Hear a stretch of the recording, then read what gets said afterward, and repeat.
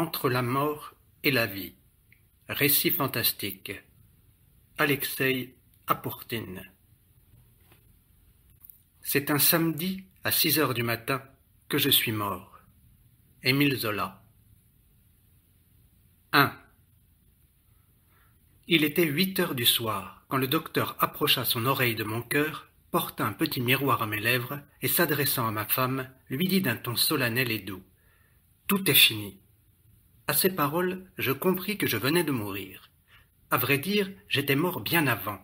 Depuis plus de 1000 heures, j'étais inerte et muet, mais de loin en loin, je respirais encore. Pendant toute ma maladie, je m'étais cru comme enchaîné à un mur par des chaînes tenaces, mais peu à peu, les souffrances avaient diminué. Les chaînes s'étaient rompues et les 2 derniers jours, seul un fil léger me maintenait captif. Puis, ce fil céda, et je ressentis une impression que je n'avais jamais ressentie encore. Autour de moi commençait un assourdissant brouhaha. Mon grand cabinet de travail, où on m'avait installé dès le début de ma maladie, se remplit de gens qui tous à la fois chuchotaient, parlaient, sanglotaient. La vieille sommelière Jedichna clamait d'une voix méconnaissable. Avec un grand sanglot, ma femme s'abattit sur ma poitrine. Elle avait tant pleuré durant ma maladie que je me demandais avec étonnement où elle puisait encore des larmes. Parmi ces voix s'élevait, vieille, chevrottante, celle de mon valet de chambre, Savielli. Depuis mon enfance, il ne m'avait jamais quitté, et il était maintenant si âgé qu'il vivait presque inactif. Le matin, il me donnait ma robe de chambre et mes pantoufles. Pendant la journée, il buvait de l'eau-de-vie à ma santé, et se querellait avec les autres domestiques. Ma mort l'attristait, elle l'inquiétait aussi, et en même temps lui conférait de l'importance. De quel ton il prescrivit qu'on allât chercher mon frère, donna des ordres aux fretins. Mes yeux étaient clos, mais je voyais, j'entendais tout ce qui se faisait, tout ce qui se disait autour de moi.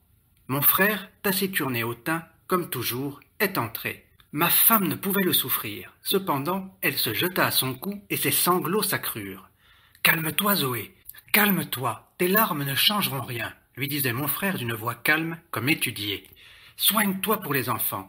Crois-moi, ils souffrent moins là-bas. » Il se dégagea à grand-peine des enlacements de Zoé, et il l'assit sur le divan. « Il faut immédiatement donner des ordres. Tu me permettras de t'aider, Zoé. »« Ah, André, au nom de Dieu, fais tout. Puis-je penser à quelque chose ?» Elle geignit de plus belle. Quant à mon frère, il s'assit au secrétaire, griffonna, puis il fit appeler le maître d'hôtel, Séméon. « Tu enverras cette information au Novoye Vremia. Tu m'enverras aussi le fabricant de cercueils, il faudra lui demander s'il ne connaît pas un bon chantre. »« Excellence, » répondit Séméon en s'inclinant. « Il n'est pas nécessaire d'envoyer chercher le fabricant de cercueils. Il y en a déjà 4 aux aguets près du perron. Nous les avons chassés, mais ils tiennent bon. Si vous le désirez, je vais les appeler. »« Non, j'irai sur le perron. » Et mon frère lut à haute voix l'information qu'il avait rédigée. La princesse Zoé Borisovna Troubchevskaya annonce avec une grande douleur la mort de son époux, prince Dmitri Alexandrovitch Troubchevski, survenu le 20 février à 8 heures du soir, après une longue et douloureuse maladie. Les messes seront dites à 2 heures de l'après-midi et à 9 heures du soir. Il ne faut rien dire de plus, Zoé? Non, rien. Mais pourquoi avez-vous écrit ce terrible mot, la douleur? Je ne puis souffrir ce mot. Mettez avec une profonde tristesse. Mon frère corrigea. J'envoie au Novoye Vremia. Est-ce suffisant?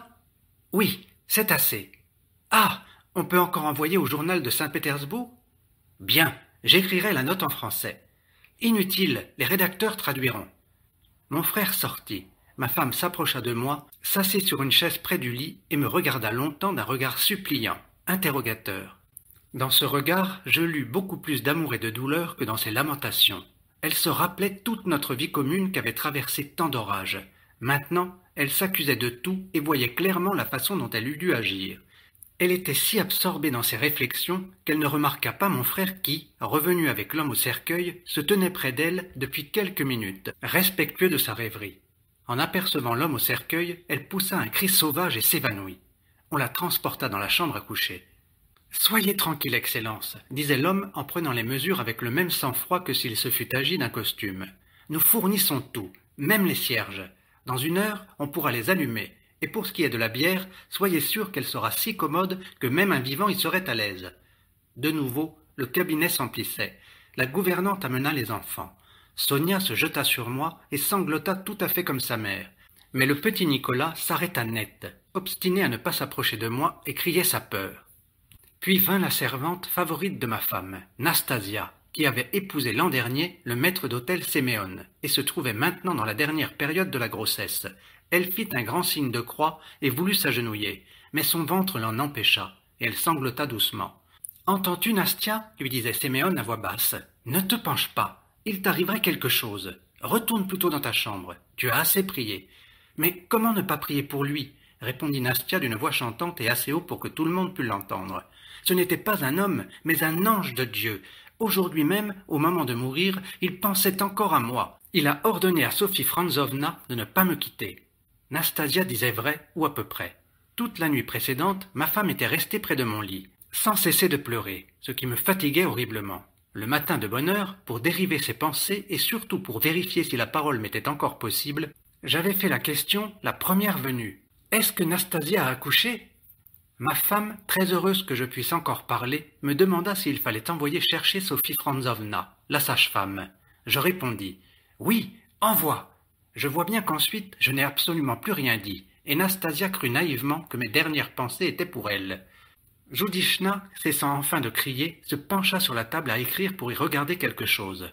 Savieli se précipita vers elle fort en colère. « Allons, Praskovi Joudishna, ne vous occupez donc pas de la table du prince. Est-ce que c'est votre affaire ?»« Eh bien quoi, Savieli Petrovitch » siffla Joudishna froissé. « Je ne veux pas voler. Je ne sais pas ce que vous voulez faire, mais tant que les scellés ne seront pas posés, je ne permettrai à personne d'approcher de la table. Ce n'est pas pour rien que j'ai servi pendant 40 ans le prince défunt.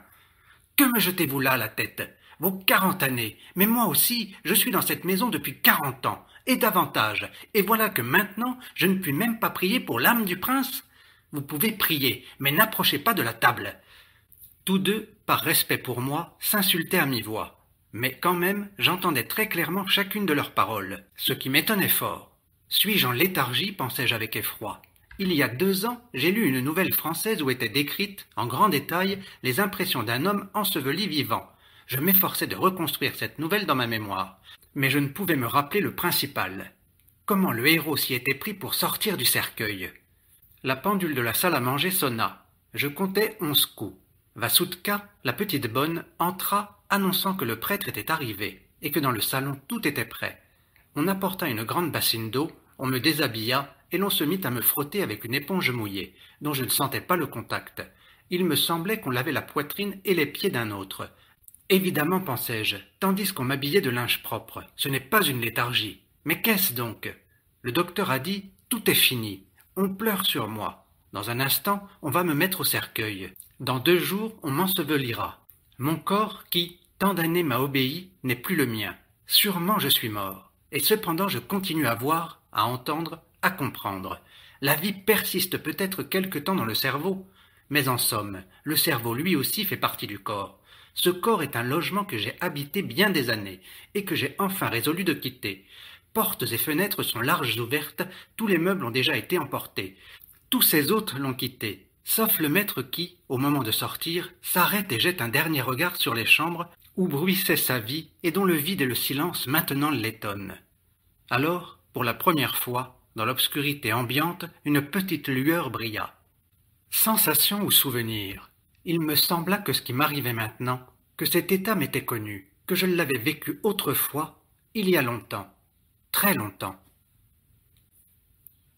2. La nuit vint. Je fus étendu sur la table dans le grand salon, qu'on avait tendu de noir. Les meubles étaient enveloppés, les stores baissés, les tableaux cachés sous un voile noir. Une couverture de brocart d'or me couvrait les jambes. Dans de hauts chandeliers d'argent, des bougies de cire brûlaient. À ma droite, contre le mur, immobile, se tenait Savieli, avec ses pommettes jaunes en saillie, son crâne poli, sa bouche sans dents et ses yeux mi-clos cerclés de rides. Il avait plus que moi l'air d'un cadavre. À ma gauche, devant le lutrin, un homme pâle, à longue redingote, lisait d'une voix monotone qui résonnait dans la salle vide. « Ma bouche est muette et fermée, et sur ton ordre, j'ai disparu. » Il y a juste 2 mois, cette même salle était pleine des musiques, du tournoiement des amabilités et des mésisances d'un bal. J'ai toujours détesté cette sorte d'exercice, et d'ailleurs, depuis la mi-novembre, ma santé n'étant pas très solide, aussi avais-je protesté contre ce bal. Mais ma femme tenait absolument à le donner, car elle espérait, et avec raison, que de très hauts personnages y viendraient. C'est tout juste si nous ne nous sommes pas querellés. Enfin, elle eut gain de cause. Au gré de tous, le bal fut brillant. Pour moi, il fut insupportable. Ce soir-là, je sentis pour la première fois les fatigues de la vie, et, nettement, qu'il me restait peu de temps à vivre. Toute ma vie a été une série de bals, et ce fut là le tragique de mon existence. J'aimais la campagne, la lecture, la chasse, la vie calme et familiale, et cependant j'ai passé toute ma vie dans le monde. D'abord ce fut pour complaire à mes parents, puis pour complaire à ma femme. J'ai toujours pensé que l'homme naît avec des goûts absolus, et avec tous les germes de son caractère futur. Son but est précisément de réaliser son caractère. Tout le mal vient de ce que les circonstances mettent parfois des obstacles à cette réalisation. Je passai en revue toutes mes mauvaises actions, tous les actes qui autrefois troublaient ma conscience, et je pus constater que tous provenaient du désaccord entre mon caractère et la vie que j'ai menée. Mes pensées furent interrompues par un léger bruit à droite. Savielli, qui dormait depuis déjà longtemps, chancela et faillit tomber. Il fit le signe de la croix, passa dans l'antichambre et en apporta une chaise. Puis il s'endormit franchement dans un coin du salon. Le chantre psalmodiait plus paresseusement et plus bas. Enfin il se tut et suivit l'exemple de Savielli. Il y eut alors un silence de mort. Dans ce silence, toute ma vie se déroula comme une chose inévitable, terrible par sa sévère logique. Je ne voyais pas de fait distinct, mais une ligne droite qui allait du jour de ma naissance au soir d'aujourd'hui. Elle ne pouvait aller plus loin, c'était clair. Mais j'ai déjà dit que 2 mois avant, j'avais senti l'approche de la mort, et tous les hommes la sentent de même. Le pressentiment a son rôle dans la vie de chacun de nous, et il ne déçoit pas. Le poète parle avec une admirable justesse quand il dit « Les événements futurs jettent une ombre devant eux ». Si les hommes se plaignent quelquefois d'avoir été trompés par le pressentiment, c'est parce que leurs sensations leur restent obscures. Toujours ils désirent ou appréhendent, et ils prennent leur peur ou leur espoir pour le pressentiment. Sans doute, je ne pouvais discerner avec précision le jour et l'heure de ma mort, mais je les savais approximativement. J'ai eu toute ma vie une santé florissante, et tout à coup, au commencement de novembre, sans aucune cause, j'ai commencé à être indisposé. Je n'avais encore aucune maladie, mais je me suis senti appelé à la mort aussi clairement que je me suis senti parfois appelé au sommeil. D'habitude, au commencement de l'hiver, ma femme et moi faisons nos plans pour l'été. Cette année, je ne pouvais rien combiner. Le tableau de l'été ne se dessinait pas. D'une manière générale, il me semblait qu'il n'y aurait pas d'été. La maladie cependant ne se précisait pas. Comme une hôtesse cérémonieuse, il lui fallait quelque occasion. Mais bientôt, les occasions abondèrent. À la fin de décembre, je devais partir pour la chasse à l'ours. Le temps était très froid, et ma femme, qui, sans nulle raison, commençait à s'inquiéter de ma santé, c'était sans doute pour elle aussi le pressentiment, me supplia de n'y pas aller. J'étais un chasseur passionné. Aussi je résolus d'aller quand même à la chasse, mais au moment du départ, je reçus un télégramme. Les ours s'étaient enfuis et la chasse était ajournée.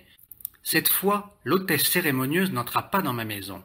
Une semaine plus tard, une dame avec qui je flirtais organisa un pique-nique avec Troïka, Tzigane et montagnes russes.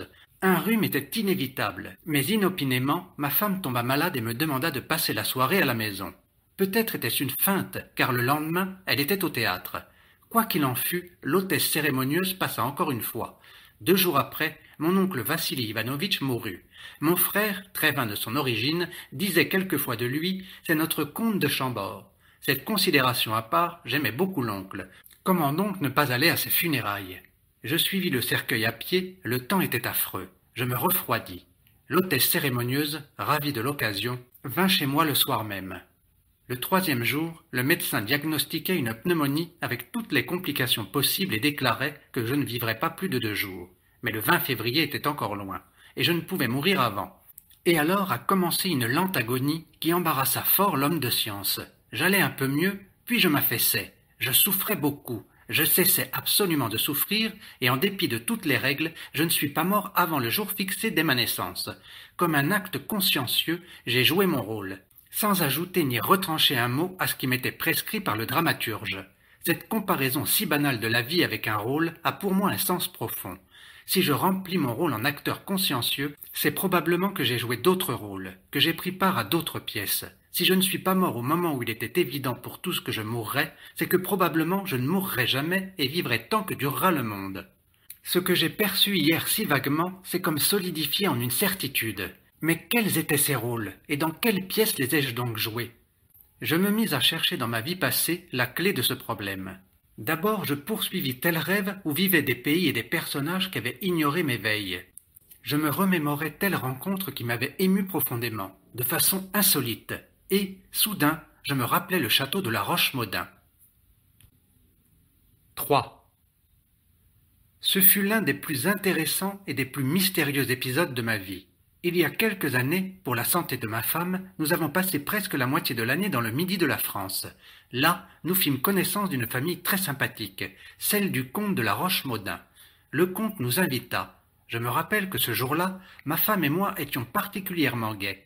Nous avons pris pour nous rendre au château une voiture découverte. Il faisait une de ces tièdes journées d'octobre si charmantes dans ce pays. Les champs nus, les vignes dépouillées, les feuilles des arbres colorées puissamment. Tout cela, sous les rayons du soleil encore chaud, avait un aspect de fête. L'air pur disposait à la gaieté, et nous bavardâmes tout le long du chemin. Mais, dès que l'on entra sur le domaine du comte, ma gaieté s'envola. Il me semblait connaître ces lieux, et confusément les avoir habités jadis.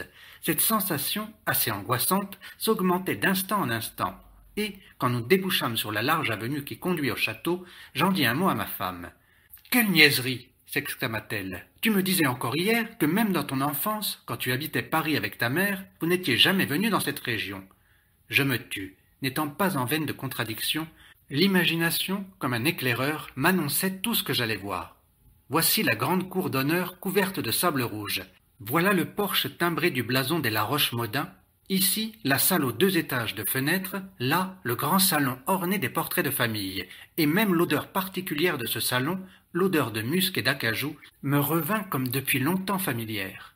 Je me laissai aller à la dérive de profondes réflexions, quand le comte de la Roche-Maudin me proposa une promenade au parc. Là, de tous côtés, je fus assailli de souvenirs, vagues mais si vivants que j'écoutais à peine le maître de la maison, qui déployait toute son amabilité pour me faire parler. Comme, à une de ces questions, je venais de répondre quelque chose d'incohérent, il me regarda furtivement avec une expression évidente de pitié. « Ne vous étonnez pas de ma distraction, comte, lui dis-je. J'éprouve une sensation très étrange. Évidemment, je suis pour la première fois dans votre château, et néanmoins, il me semble que j'ai vécu ici des années entières. À cela, rien d'étonnant. Tous nos vieux châteaux se ressemblent. Oui, mais c'est expressément ce château que j'ai vu. Croyez-vous à la métempsychose? Comment vous dire? Ma femme y croit. Moi, pas beaucoup. Mais tout est possible. Oui, tout est possible. J'en suis de plus en plus persuadé. » D'une phrase aimable et plaisante, le comte exprima le regret de n'avoir pas habité ce château 100 ans plus tôt, pour avoir déjà le plaisir de m'y rencontrer. « Vous cesseriez peut-être de rire, lui dis-je, en faisant un immense effort de mémoire, si je vous disais que tout à l'heure, nous allons voir une grande allée de marronniers. Une grande allée de marronniers, certes, la voici à gauche. Et en passant par cette allée, nous verrons un lac. Vous êtes trop aimable d'appeler cette pièce d'eau un lac. Nous verrons simplement un étang. Bien, je vous fais la concession, mais ce sera un très grand étang. Laissez que je vous en fasse une autre. Ce sera un petit lac. Je ne marchais pas, je courus jusqu'au bout de l'allée de marronniers. Là, je vis dans tous ses détails le tableau que depuis quelques instants, mon imagination me dessinait. De jolies fleurs rouges bordant un large étang. Près du ponton, un canot. De l'autre côté de l'eau, des bouquets de vieux saules. Mon Dieu! Mais sincèrement, je suis venu ici. Je me suis promené dans ce canot, je me suis assis sous ces saules. J'ai cueilli de ces fleurs rouges. Nous nous promenâmes en silence au bord du lac. Permettez, dis-je, en regardant vers la droite, il doit y avoir par ici un 2e étang, puis un 3e. Non, mon cher prince, cette fois, votre mémoire ou votre imagination vous trahit. Il n'y a pas d'autre étang. Mais assurément, il y en a eu. Regardez ces fleurs rouges. Elles bordent ce terre-plein comme elles bordent le premier étang. Le 2e étang était là. On l'a comblé, c'est évident. Malgré tout mon désir d'être de votre avis, je ne puis, mon cher prince, souscrire à ce que vous dites là. J'ai bientôt 50 ans, je suis né dans ce château. Or, je vous assure qu'ici, il n'y a jamais eu de 2e étang. Mais peut-être avez-vous au château quelque vieillard? Joseph, mon gérant, est beaucoup plus âgé que moi. Nous le questionnerons tout à l'heure. Dans les paroles du comte, à travers sa politesse exquise, perçait la peur évidente d'avoir affaire à un de ces maniaques qu'il est imprudent de contredire. Un instant avant qu'on se mît à table, comme nous entrions dans son cabinet de toilette, je rappelai au comte qu'il m'avait parlé du vieux gérant. Aussitôt il le fit venir. À toutes nos questions, le vieillard répondit avec assurance que le parc n'avait jamais eu de deuxième étang. Du reste, ajouta-t-il, j'ai chez moi tous les vieux plans du domaine, et si monsieur le comte permet... Oui, oui, apportez-les et tout de suite. Il faut élucider cette affaire, sinon notre cher hôte ne mangerait pas de bon appétit. Joseph apporta les plans. Le comte y jeta des yeux, et tout à coup, il poussa un cri de surprise. Sur un vieux plan, sans date, 3 étangs étaient dessinés, et toute cette partie du parc était dénommée les étangs. Je baisse pavillon devant le vainqueur, me dit le comte avec une gaieté feinte et en pâlissant un peu. Mais je n'avais nullement l'attitude d'un vainqueur. Cette constatation m'avait accablé. En descendant à la salle à manger, le comte me pria de ne rien dire devant sa femme, très nerveuse, expliqua-t-il, et encline au mysticisme. Il y avait beaucoup de monde à dîner, mais le maître de la maison et moi, nous restâmes silencieux pendant le repas, et nos femmes nous reprochèrent notre peu d'entrain. Depuis, ma femme revint souvent au château de la Roche-Maudin. Quant à moi, je ne pus jamais me décider à y retourner. Je restais en relation très intime avec le comte, et quand je refusais ses invitations, il n'insistait pas. Le temps a effacé peu à peu l'impression que m'avait fait cet étrange épisode. Je m'étais efforcé de l'oublier. Maintenant que je suis au cercueil, j'essaye de me le rappeler dans tous ses détails, et de le juger avec calme. Parce que maintenant, je sais pertinemment que j'étais déjà venu au monde avant de m'appeler prince Dmitri Troubchevski, que j'ai habité jadis le château de la Roche-Maudin. Cela ne fait pour moi aucun doute. Mais en quelle qualité? Étais-je le maître, l'hôte, un domestique, un paysan? Une chose me semblait indiscutable. J'y avais été très malheureux. Comment expliquer autrement le sentiment de douleur poignante qui m'avait saisi dès l'entrée et que j'éprouve encore maintenant à l'évocation de ces choses? Par instants, mes idées à ce sujet se précisent un peu. Les images, les sons se coordonnaient. Mais le ronflement de Savielli et du chantre m'a distrait. Le fil de mes pensées se rompt et elles s'éparpillent de nouveau. Savielli et le chantre ont dormi longtemps. La lumière des cierges faiblit et les premières lueurs d'un jour froid et clair m'ont regardé longtemps derrière les stores baissés des grandes fenêtres. 4. Savielli, se levant de sa chaise, fit le signe de la croix, se frotta les yeux et, constatant que le chantre sommeillait, il le réveilla et ne manqua pas de lui faire les plus amers reproches. Puis il sortit pour se débarbouiller et s'habiller, but sans doute un bon verre d'eau-de-vie et revint encore plus hargneux. « À quoi sert votre sang après la mort ?» commençait le chantre d'une voix nasillarde. La maison s'éveillait bruyante. La gouvernante amenait de nouveau les enfants. Cette fois, Sonia fut beaucoup plus tranquille et la couverture de soie plut beaucoup à Nicolas, qui se mit sans scrupule à jouer avec les franges. Puis vint Sophie Franzovna, la sage-femme, qui adressa une observation quelconque à Savielli, et manifesta en matière funéraire une compétence qu'on n'eût jamais soupçonnée d'une personne de sa spécialité. Les domestiques, les palefreniers, le concierge et même des gens inconnus de tout le monde vinrent me dire adieu. Tous prièrent très ardemment, les vieilles femmes sanglotaient, et je remarquai que parmi ceux qui venaient me présenter leurs devoirs, les gens du peuple non seulement m'embrassaient sur la bouche, mais même le faisaient avec une certaine satisfaction, tandis que les personnes de mon monde, même les plus intimes, s'approchaient de moi avec une répugnance qui eût outragé mes yeux de jadis. Nastasia vint de nouveau, elle avait une robe de chambre bleue à fleurs roses. Ce costume ne plut pas à Savielli, et il lui en fit l'observation sévèrement. « Mais je n'y peux rien, Savielli Petrovitch, répondit Nastasia. « J'aurais voulu mettre une robe foncée, mais aucune n'a la ceinture assez large. »« Ah, bien. Alors tu n'avais qu'à rester dans ton lit. Une autre à ta place aurait honte de s'approcher du cercueil du prince avec un tel ventre. »« Pourquoi l'insultez-vous, Savielli Petrovitch » objecta Séméon. « Elle est ma femme légitime, il n'y a donc aucun péché. »« Je connais ces salopes légitimes, grommela Savielli, en retournant dans son coin. Nastasia, très confuse, voulait répondre par quelque grossièreté, mais elle ne trouva pas le mot approprié. Sa bouche se contracta, et dans ses yeux parurent des larmes. « Et tu vaincras le serpent, » disait le chantre. Nastasia s'approcha tout près de Savielli et lui dit à voix basse. « Vous êtes, vous aussi, un serpent. »« Quoi? Moi, un serpent? Ah, toi !» Savielli n'acheva pas. Un coup de sonnette venait de retentir à la porte d'entrée et Vassoutka parut, annonçant l'arrivée de la comtesse Marie Mirailovna. Le salon se vida aussitôt. Marie Mirailovna, la tante de ma femme, était une vieille dame très importante. Elle s'approcha de moi à pas lents, pria avec majesté et voulut m'embrasser.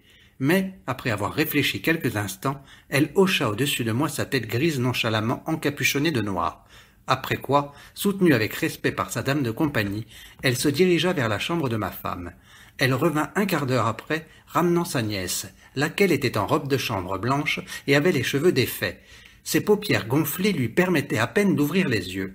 « Voyons, Zoé, mon enfant, » lui dit la comtesse, « sois courageuse. Rappelle-toi comment, en de pareilles circonstances, j'ai supporté la douleur. »« Oui, tante, je serai courageuse, » répondit ma femme, et d'un pas assuré, elle se dirigea vers moi.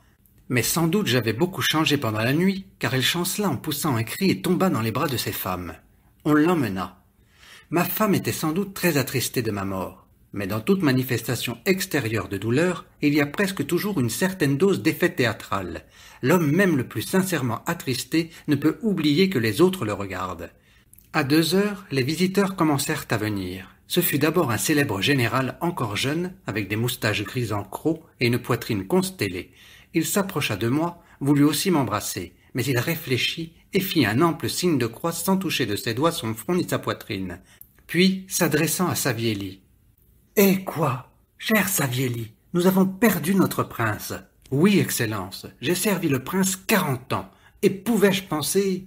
Ce n'est rien, rien, la princesse ne t'abandonnera pas. » Et, tapant sur l'épaule de Savielli, le général se dirigea à la rencontre d'un sénateur jeune, petit, qui, sans s'approcher de moi, se laissa tomber sur la chaise où Savielli avait dormi. Là tout l'étouffait. « Ainsi, Ivan Jefimich, disait le général, nous avons encore un membre de moins. Oui, c'est déjà le 4e depuis le Nouvel An. Comment? Le 4e? Pas possible. Comment pas possible? Juste le jour de l'an est mort Polzikov. Après, Boris Antonovitch. Ensuite, le prince Vassili Ivanovitch. Oh, le prince Vassili Ivanovitch ne peut compter. Depuis 2 années, il ne venait plus au club. Pourtant, il avait renouvelé sa cotisation. Polzikov était vieux lui aussi. Mais le prince Dmitri Alexandrovitch, dans la force de l'âge, un homme bien portant, plein de vie, c'est trop. Que faire? Nous ne savons ni le jour, ni l'heure. Oui, tout cela est très beau. Nous ne connaissons. C'est bien. Mais ce n'en est pas moins triste de quitter le club le soir et de n'être pas sûr d'y retourner le lendemain. Et ce qui est encore plus triste, c'est que vous ne pouvez pas savoir où cette canaille vous attrapera. Ainsi, par exemple, le prince Dmitri Alexandrovitch, il est allé aux funérailles de Vassili Ivanovitch et s'y est enrhumé. Vous et moi y étions aussi, et nous ne nous sommes pas enrhumés. Le sénateur eut un nouvel accès de toux, et son humeur acariâtre s'accentua. Oui, il a eu un sort admirable, ce prince Vassili Ivanovitch. Toute sa vie, il a fait des canailleries de tout genre. Bien, et voilà qu'il meurt. On pourrait croire que c'est la fin de toutes ces canailleries. Pas du tout. À ses propres funérailles, il a réussi à tuer son neveu. Quelle langue, Ivan Zefimitch! Vous attaquez non seulement les vivants, mais les morts. Il y a un proverbe, des mortis, des mortibus. Vous voulez dire, des mortuis exat bene, aut nihil? Mais ce proverbe est idiot. Je le corrige un peu et dis, des mortuis aut bene, aut male. Sans quoi l'histoire disparaît. On ne pourrait prononcer un arrêt juste sur aucun gredin historique, du fait que tous sont morts, et le prince Vassili était dans son genre un personnage historique. Ce n'est pas pour rien qu'il a eu tant de méchantes histoires. Cessez, cessez, Ivan Jefimich, vous avez la langue trop bien pendue. Mais du moins, vous ne pouvez dire de mal de notre cher Dmitri Alexandrovitch, vous conviendrez que c'était un homme charmant. Pourquoi exagérer, général? Disons que c'était un homme aimable et poli. Ce sera bien assez. Et chez un prince Troubtchevski, ce n'est pas un mince mérite, car en général, les princes Troubtchevski ne sont pas connus pour leur amabilité. Sans aller plus loin, prenez son frère André. Ah, sur lui, je ne discuterai pas avec vous. André m'est tout à fait antipathique. Pourquoi diable est-il si poseur? Il n'a pas lieu d'être poseur, mais ce n'est pas la question. Si un homme comme le prince André Alexandrovitch est toléré dans notre société, cela prouve notre admirable indulgence. On ne devrait pas donner la main à un tel homme. Voici ce que j'ai appris sur lui, de source sûre, il n'y a pas longtemps. À ce moment parut mon frère, et les 2 interlocuteurs se précipitèrent à sa rencontre, lui exprimant leurs bien vives condoléances. Ensuite, à pas timide, entra mon vieux camarade Michel Zviagin, brave homme très viveur. Au commencement d'octobre, il était venu chez moi, m'avait expliqué sa grave situation, et m'avait demandé, pour 2 mois, 5000 roubles qui devaient le sauver. Après quelques hésitations, je lui signai un chèque. Il me proposa un billet à ordre, mais je lui répondis que ce n'était pas nécessaire. Naturellement, au bout de 2 mois, il ne put me payer et commença à m'éviter. Durant ma maladie, il envoyait de temps en temps demander des nouvelles de ma santé. Lui-même ne se montra jamais. Comme il s'approchait de mon cercueil, je lus dans ses yeux les sentiments les plus divers. La tristesse, la honte, la peur. Et même là-bas tout au fond des yeux, une petite joie à la pensée qu'il avait un créancier de moins. Mais cette pensée même le rendit tout honteux, et il se mit à prier avec ardeur. Une lutte s'engageait dans son cœur. D'une part, il était tenté de faire sur l'heure la déclaration de sa dette, d'autre part, il se disait « À quoi bon faire cette déclaration, puisque je ne puis payer? Je me libérerai plus tard. Mais peut-être quelqu'un a-t-il connaissance de cette dette? Peut-être est-elle inscrite sur quelque carnet? Il faut l'avouer immédiatement. » D'un air très résolu, Michel Zviagin s'approchait de mon frère et se mettait à lui parler de ma maladie. Mon frère répondait comme à contre-cœur et en regardant d'un autre côté. Ma mort lui donnait le droit d'être distrait et revêche. « Voyez-vous, prince, commença Zviagin, en hésitant, j'étais débiteur du défunt. » Mon frère devint attentif et le regarda interrogativement. Je voulais dire que j'avais de grandes obligations envers feu Dmitri Alexandrovitch. Pendant de longues années, mon frère se détourna de nouveau et Michel Zviagin revint à sa place. Ses joues rouges étaient agitées d'un tressaillement. Ses yeux exploraient la salle, timides. Pour la première fois depuis ma mort, je regrettais de ne pouvoir parler. J'aurais tant voulu lui dire « Garde ces 5000 roubles, mes enfants ont assez d'argent. » Le salon fut bientôt plein. Les dames entraient, la plupart 2 par 2, et s'immobilisaient le long du mur. Presque personne qui s'approcha de moi. Je faisais horreur à tout le monde. Les dames les plus intimes demandaient à mon frère si elles pouvaient voir ma femme. Mon frère, saluant silencieusement, leur montrait la porte du salon. Instinctivement, elles s'arrêtaient au moment d'entrer, puis, baissant la tête, elles se plongeaient dans le salon comme les baigneurs qui, après une courte hésitation, piquent une tête dans l'eau froide. À 2 heures, le tout Pétersbourg était là. Si j'eusse été vaniteux, l'aspect de la salle m'eût fait grand plaisir. Il vint même des personnages si considérables que mon frère, instruit de leur arrivée, se précipita à leur rencontre dans l'escalier. J'ai toujours entendu avec attendrissement la messe des morts, bien que, de longues années, elle me soit restée incompréhensible. La vie infinie me troublait surtout. Cette expression, dans cette messe, me semblait une ironie. Maintenant, ces paroles ont pour moi un sens profond. Moi-même ai vécu cette vie infinie. Moi-même ai vécu là où il n'y a ni maladie, ni douleur, ni soupir. Et de fait, les soupirs terrestres me semblent maintenant quelque chose d'étrange, d'incompréhensible. Quand le chœur chantait les sanglots sur le cercueil, comme en réponse on entendait dans les coins de la salle des sanglots contenus. Ma femme se trouva mal de nouveau, on l'emmena. La messe finissait. D'une voix basse, le diacre prononçait « Dans l'heureux sommeil », mais à ce moment, il se produisit quelque chose d'insolite. La salle devint toute sombre, comme si le crépuscule était descendu sur la terre.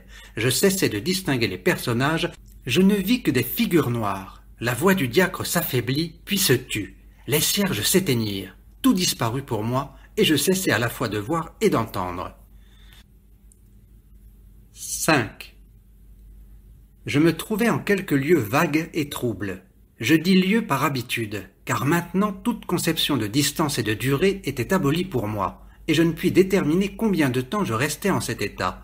Je n'entendais rien, ne voyais rien, je pensais seulement, et avec force et persistance. Le grand problème qui m'avait tourmenté toute ma vie était résolu.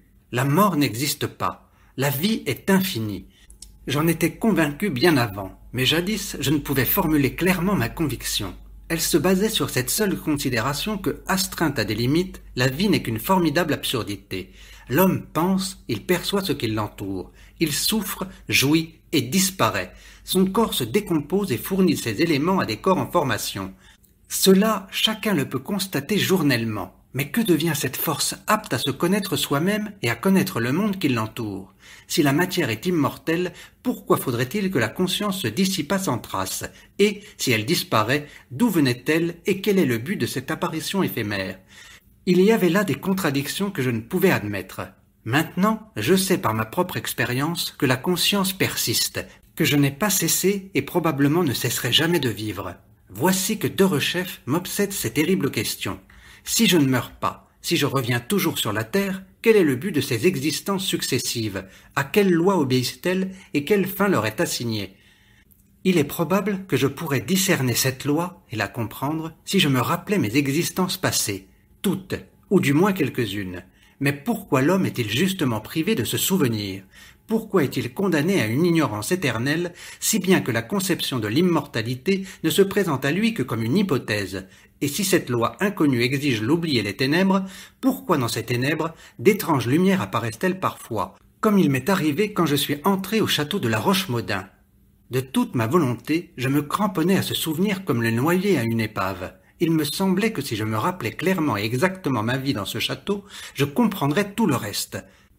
Maintenant qu'aucune sensation du dehors ne me distrayait, je m'abandonnais aux houles du souvenir, inerte et sans pensée pour ne pas gêner leur mouvement. Et tout à coup, du fond de mon âme, comme des brumes d'un fleuve, commençaient à s'élever de fugaces figures humaines. Des mots au sens effaré résonnaient, et dans tous ces souvenirs étaient des lacunes. Les visages étaient vaporeux, les paroles étaient sans lien, tout était décousu. Voilà bien le cimetière de la famille des comtes de la Roche-Maudun. Sur une plaque de marbre blanc, je lis clairement en caractères noirs. Sigie très haute et vénérable dame. Plus loin, s'inscrit le nom, mais je ne puis le déchiffrer. À côté, il y a un sarcophage avec une urne de marbre sur laquelle je lis. Sigie, le cœur du marquis. Tout à coup, à mes oreilles, une voix impatiente glapit. Zo! Zo! Un effort de mémoire, et j'entends nettement le nom. Zorobabel! Zorobabel! Ce nom bien connu éveille en moi une série de scènes. Je suis dans la cour du château, parmi une grande foule. « À la chambre du roi! À la chambre du roi !» crie la même voix perçante, impatiente. Dans tout vieux château français, il y avait la chambre du roi, c'est-à-dire la chambre qu'occupait le roi s'il lui prenait fantaisie d'habiter le château. Et jusqu'en ses moindres détails, je vois cette chambre du château de la Roche-Maudun. Au plafond, des amours roses avec des guirlandes dans les mains. Au mur, des gobelins figurant des épisodes de chasse. Je revois un dicor qui, dans une pose désespérée, s'arrête devant un ruisseau, tandis que 3 chasseurs le visent. Dans le fond de la chambre, l'alcôve est ornée d'un baldaquin d'or, d'où tombe une draperie bleue brodée de lys. De l'autre côté, un portrait en pied du roi, poitrine chamarrée, jambes longues, un peu arquées dans de hautes bottes. Mais je ne puis distinguer le visage. Si je voyais le visage, peut-être saurais-je à quel moment j'ai vécu là, mais je ne le vois pas. Dans ma mémoire, il y a une soupape dure qui ne veut s'ouvrir. « Zorobabel, Zorobabel !» crie la voix impérieuse. Je fais 1000 efforts, et spontanément dans ma mémoire capricieuse s'ouvre une autre soupape. Le château de la Roche-Maudun disparaît, un nouveau et inattendu tableau se déroule. 6. En Russie, à la campagne, des isbas de bois couvertes de chaume bordent une large route qui va jusqu'à la montagne. C'est une grise journée d'automne, ou peut-être le soir. Une pluie fine et froide filtre d'un ciel monotone. Le vent siffle, arrache la paille des toits. Une rivière roule rapidement ses eaux clapoteuses. Je la traversais sur un pont bossu, chancelant et sans parapet, de l'extrémité duquel partaient 2 chemins. L'un, à gauche, allait vers la montagne et se continuait à travers champs. À droite, une vieille église de bois à dôme vert paraissait se pencher sur un précipice. J'allais à droite. Derrière l'église, le sol se bossuait de monticules que dominaient des croix vermoulues. Et entre les tombes, le vent secouait les branches mouillées et presque nues de jeunes saules. Plus loin, s'étendait un champ inculte et noir, et malgré toute la tristesse de ce paysage, j'avais l'indistinct souvenir de quelque chose d'agréable qui s'y serait écoulé. Mais pourquoi cette obscurité? Pourquoi n'y a-t-il là nul être vivant? Pourquoi toutes les isbas sont-elles ouvertes? À quelle époque ai-je vécu dans cette campagne? Est-ce pendant la guerre des Tatars? Quelque invasion a-t-elle ruiné ce nid? Ou bien les voleurs qui vivaient dans le village en ont-ils chassé les habitants sur la forêt et la steppe? Je rebroussais chemin jusqu'au pont et me dirigeais à gauche vers la montagne. Même solitude, même spectacle de désolation. Près d'un puits en ruine, je vis enfin un être vivant. Un très vieux chien, étique et pelé, et qui paraissait sur le point de mourir de faim. Ses vertèbres et ses côtes étaient presque à nu. Avec des efforts convulsifs, il se dressa sur ses pattes, mais ne put se mouvoir, et retombant dans la boue, il se mit désolément à ululer. De toute mon âme, je m'efforçais de voir cette campagne sous un autre aspect. Un soleil pourpre se lever, puis disparaître nonchalamment derrière la montagne, des moissons ondulées. Le fleuve et la montagne brillaient comme de l'argent dans les nuits glacées de lune. Or, je ne pus me remémorer rien de semblable, comme si là, toute l'année, le ciel dut être gris. qu'une petite pluie dut arroser la campagne, tandis que le vent entrerait librement dans les isbas vacantes et regagnerait l'espace par les cheminées inutiles. Mais tout à coup, parmi le silence mortel, voici le son des cloches. Il est si brisé, si lamentable, qu'on le croirait d'une voix qu'expire une poitrine agonisante. Je marche dans la direction d'où viennent ces sons, et j'entre dans l'église. Elle est pleine de gens du plus humble peuple. La messe a quelque chose d'extraordinaire. Par instants, deux coins du temple partent des gémissements. Des larmes coulent sur les rudes visages hâlés. Je fends la foule péniblement, car elle est compacte et le sol inégal. Sur la droite, un grand nombre de cierges brûlent devant l'icône miraculeuse de la Mère de Dieu. L'icône est noire, sans auréole. À peine si une mince couronne d'or nimbe la tête révérée, dont les yeux regardent avec une miséricorde infinie. Devant l'icône, une énorme quantité de mains, de pieds, d'yeux d'argent et d'ivoire sont suspendus, ex-voto des malades qui sollicitent la guérison. De l'autel part la voix vieillie mais nette du prêtre qui récite une prière que je ne connais point. Dieu miséricordieux, regarde tes esclaves ici présents et pardonne-leur. Tu nous punis pour nos péchés, mais ta colère est trop lourde pour nous. Ô Dieu, arrête ta main vengeresse et pardonne-nous. L'ennemi cruel nous a vaincus, nous n'avons plus ni chef, ni maison, ni pain. Soit, et nous expions ainsi nos péchés. Mais pourquoi nos enfants innocents doivent-ils périr? Nous avons patienté, nous avons supporté ta volonté, mais nous sommes des hommes, et nos forces défaillent. Aucun secours ne nous arrive, et pour la dernière fois, nous t'implorons. Ô Dieu, ne nous accule pas à la révolte et au désespoir. Tu nous as donné la vie, ne nous l'ôte pas avant le terme. Mais aussitôt, parmi les fidèles, un mouvement se produit. La foule se divise et le prêtre, à pas rapide, s'approche de l'icône miraculeuse. Le prêtre est petit, vieux. Sa courte barbe grise est mal peignée. Son habit usé, décoloré, n'est pas fait à sa taille et traîne sur le sol. « Ô Reine du ciel !» crie-t-il d'une voix haute et chevrotante. « Tu connais nos souffrances humaines. Tu sais ce qu'est souffrir, pleurer. Tu as vu ton fils bien-aimé mourir sur une croix. Tu as vu ses bourreaux rire de lui à sa dernière heure. Quelle douleur peux-tu comparer à la tienne? Dis à ton fils. » Le prêtre ne peut continuer, sa voix meurt, et en sanglotant il s'affaisse. Aussitôt la foule, 10 000 personnes, tombe à genoux. Et maintenant, c'est elle tout entière qui gémit. Mon cœur était douloureusement fraternel à cette désolation du peuple. Je me jetais aussi à genoux et oubliais tout. Quand je revins à moi, l'église était vide. Toutes les bougies étaient éteintes. Seule une petite lampe brûlait devant la sainte image de la Reine du ciel. Sous cette faible lumière, l'expression de son visage changeait. Il n'était plus miséricordieux, mais indifférent et peut-être sévère. Je sortis de l'église avec le faible espoir de rencontrer quelqu'un. Hélas, autour de moi, même silence et même solitude. Comme auparavant, le ciel était obstinément gris. Comme auparavant, tombait une pluie serrée. Les feuilles étaient jaunes et le vent insupportablement courbait jusqu'à terre les branches nues des saules et effrayait l'âme par un sifflement monotone. 7. Le cadre de mes souvenirs s'élargissait. Devant moi passaient des pays lointains oubliés depuis si longtemps qu'il me semblait ne les avoir jamais vus. Des forêts sauvages et des luttes gigantesques dans lesquelles aux hommes se mêlaient des animaux. Mais c'étaient de vagues croquis, sans aucune image précise. À travers ces tableaux circulait une petite fille en robe bleue, qui depuis longtemps m'était connue. Durant ma dernière existence, elle m'était rarement apparue en rêve, mais toujours ces rêves m'avaient semblé de mauvais augure. Elle avait 10 ans. Elle était maigre, pâle, pas jolie, mais ses yeux étaient remarquablement noirs et profonds, et leur expression n'avait rien d'enfantin. Parfois ils exprimaient une telle angoisse qu'à rencontrer son regard je m'éveillais immédiatement inondé d'une sueur froide et le cœur battant. Il m'était impossible de me rendormir, et pendant plusieurs jours je restais étrangement nerveux. Maintenant je suis convaincu que cette fillette a existé, que je l'ai connue jadis, mais qui était-elle? Ma fille, ma sœur ou une étrangère? Et pourquoi ses yeux navrés d'une souffrance surhumaine? Quel bourreau avait torturé cet enfant? Moi peut-être, et cela eût expliqué pourquoi son apparition, dans mes rêves, revêtait le caractère d'une punition. Chose étrange, de tous mes souvenirs, aucun n'était gai. Mes yeux spirituels ne voyaient que des pages de douleur et de cruauté. Il y a eu sans doute dans mes existences des jours joyeux, mais en très petit nombre, faut-il croire, puisqu'ils ont disparu, enfouis dans un océan de souffrance, et si c'est ainsi, pourquoi? On ne peut admettre que la vie soit faite pour la seule souffrance. Elle doit avoir quelque autre but, mais le connaîtrai-je jamais?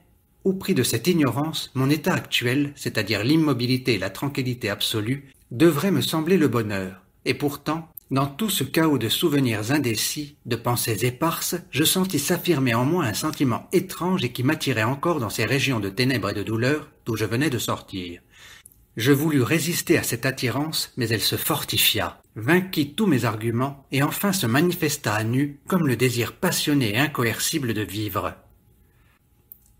8. Oh, vivre, seulement vivre. Je ne demande pas la continuation de mon existence passée, peu m'importe comment renaître, prince ou moudjik, riche ou mendiant. Les hommes disent « l'argent ne fait pas le bonheur », et néanmoins ils tiennent pour le bonheur ces biens de la vie qui s'achètent par l'argent. Cependant, le bonheur n'est pas dans ces biens, mais dans la satisfaction intérieure. Où commence et où finit-elle? Cela dépend de la condition, du milieu. Le mendiant qui tend la main pour avoir un kopek et reçoit un rouble éprouve peut-être plus de joie que le banquier qui en gagne à l'improviste 50 000. Les préjugés d'éducation avaient pu me masquer la relativité du bonheur. Mais maintenant qu'ils se sont évanouis, je vois tout d'un œil perspicace.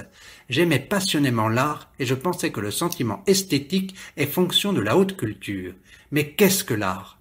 La notion de l'art est aussi conditionnelle que celle du bien ou du mal. Chaque siècle, chaque pays définit à sa façon le bien et le mal. Ce qui est vertu ici est crime là-bas. Et en matière d'art, il faut tenir compte non seulement du temps et du lieu, mais des goûts individuels. La France, qui se considère comme le pays le plus cultivé qui soit, a méconnu Shakespeare jusqu'au XIXe siècle. On citerait maints exemples semblables, et je ne crois pas qu'il y ait de mendiants ou de sauvages en qui ne brille parfois le sentiment de la beauté, mais leur conception de l'art est différente de la nôtre. Il est très probable que le moudjik, qui, par une chaude soirée de printemps, s'assied sur l'herbe près d'un gratteur de sitar, ne goûte pas un plaisir moins vif que le professeur du conservatoire qui entend, dans une salle surchauffée, une fugue de Bach. Ah, seulement vivre, voir seulement des visages humains, entendre de nouveau le son de la voix humaine, entrer de nouveau en communion avec les hommes, avec tous les hommes, bons et mauvais.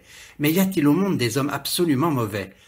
À tenir compte des conditions d'ignorance et de faiblesse dans lesquelles les hommes sont destinés à vivre, à agir, on s'étonnerait plutôt qu'il y ait parmi eux des justes. L'homme ne sait rien des choses essentielles. Il ignore pourquoi il naît, pourquoi il vit, pourquoi il meurt.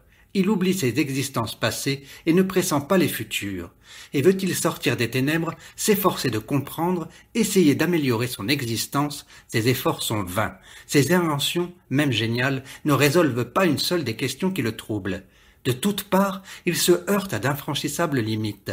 Par exemple, il sait qu'outre la Terre existent des planètes, des mondes. Par la mathématique, il sait que ces planètes se meuvent. Il sait quand elles s'approchent ou s'éloignent de la Terre. Mais y a-t-il là-bas des êtres semblables à lui? Sur ce point, il en est réduit aux hypothèses. Assurément, il ne saura jamais à quoi s'en tenir, et cependant, il espère et il cherche. Sur l'une des plus hautes montagnes d'Amérique, on projette d'allumer un foyer électrique qui soit un signe aux habitants de Mars. Ce foyer n'est-il pas touchant de naïveté enfantine? Ah, je veux revenir parmi ces pitoyables, patients et chers êtres. Je veux vivre de leur vie. Je veux de nouveau me mêler à leurs querelles, à leurs petits intérêts qui leur paraissent si vastes. J'aimerais nombre d'entre eux. Je lutterai contre quelques-uns, je haïrai les autres. Mais je veux cet amour, cette haine, cette lutte. Ah, seulement vivre. Je veux voir le soleil se coucher derrière la montagne, le ciel bleu se ponctuer d'étoiles, les vagues courir, crêter d'écume sur l'étendue de la mer. Je veux me jeter dans un canot à l'encontre de la tempête. Je veux sur une troïka vertigineuse traverser la steppe neigeuse. Un couteau au poing, je veux lutter contre un ours. Je veux goûter à tous les émois de la vie. Je veux voir l'éclair cingler le ciel et le ver scarabée grimper sur les ramilles. Je veux humer l'odeur du foin coupé. Je veux entendre garuler le rossignol dans les lilas, les grenouilles coasser sur l'étang, les cloches sonner à toute volée sur les campagnes et les drochkis rouler sur le pavé. Je veux entendre les triomphants accords d'une symphonie héroïque et les stridulations d'un chant de zigane. Ah, seulement vivre, seulement pouvoir respirer l'air de la terre, prononcer une seule parole humaine, crier, crier. 9. Et soudain j'ai crié, crié à plein poumon, crié de toutes mes forces. Une joie folle m'a empoigné à ces cris, mais le son de ma voix m'a étonné. Ce n'était pas ma voix ordinaire, c'était un cri faible, grêle. J'ai ouvert les yeux, la lumière cruelle d'un matin glacial m'a presque aveuglé. Je me trouvais dans la chambre de Nastasia. Sophie Franzovna me tenait dans ses mains. Nastasia était au lit toute rouge, entourée de coussins et respirait péniblement. « Écoute, Vassoutka !» prononçait la voix de Sophie Franzovna. « Grimpe comme tu le pourras dans le salon et appelle Séméon pour un moment. »« Mais comment pourrais-je passer, petite tante ?» répondit Vassoutka. « On est sur le point d'emmener le prince, c'est plein d'invités. »« Vas-y quand même. Après tout, c'est le père. » Vassoutka disparut et un instant après revint avec Séméon. Il était en frac noir, avec un crêpe au bras et tenait à la main une grande serviette. « Quoi ?» demanda-t-il de l'air d'un homme fort pressé. « Tout va bien, je vous félicite !» prononça triomphalement Sophie Franzovna. « Grâce à Dieu !» dit Séméon qui, sans me regarder, s'éloigna en courant. « Un garçon ou une fille ?» demanda-t-il déjà dans le couloir. « Un garçon ! Un garçon !»« Grâce à Dieu !» répéta Séméon et il disparut. À ce moment, Joudishna achevait sa toilette devant une commode sur laquelle était une vieille glace dans un cadre de cuivre. Tout en se couvrant la tête d'un mouchoir noir pour aller à la levée du corps, elle jeta un regard indigné sur Nastasia. « Tu as bien pris ton temps, il n'y a pas à dire. On emmène le prince et juste à ce moment, elle se décide à accoucher. Que le diable !» Joudishna cracha avec mépris et faisant le signe de la croix, sortit dans le corridor. Nastasia ne répondit rien, mais elle sourit d'un sourire heureux. Et moi, on me lava dans une bassine, on m'emmaillota et l'on me mit au berceau. Je m'endormis immédiatement comme un voyageur fatigué d'une route longue et pénible. Au bout de quelques heures, je m'éveillais.